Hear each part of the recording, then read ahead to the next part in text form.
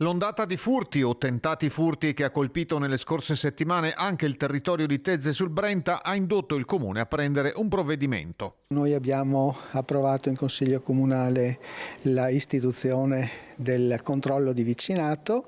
Io ho già inviato la richiesta al prefetto, a breve incontreremo i rappresentanti dei quartieri per capire quali sono le persone che possono essere disponibili a questo, servizio. L'iniziativa è una forma di prevenzione già sperimentata in altre zone del Veneto che prevede un protocollo preciso in cui i singoli cittadini, organizzati in gruppi di quartiere o di borgata, riferiscono alla referente di situazioni sospette o, nel caso peggiore, di allarme. Da lì la segnalazione arriva alle forze dell'ordine. Case private ma anche filiali bancarie sono state prese di mira a Tezze tra ottobre e novembre. Quest'ultimo periodo sembra che ci siano meno casi e speriamo che l'ondata si allontani dal nostro territorio, perché effettivamente in questi ultimi periodo, in questi ultimi mesi abbiamo avuto veramente tante segnalazioni di furti e di tentati furti. I cittadini che vorranno aderire al controllo di vicinato dovranno manifestare la propria disponibilità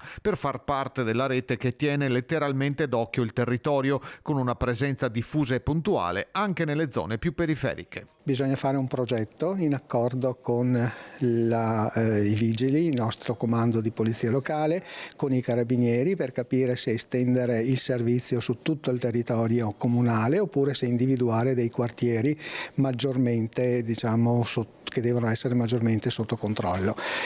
Questo verrà capito quando cominciamo a parlare sia con i carabinieri sia con i vigili urbani, e comunque capire anche chi della popolazione di questi quartieri è disponibile a poter mettersi a disposizione.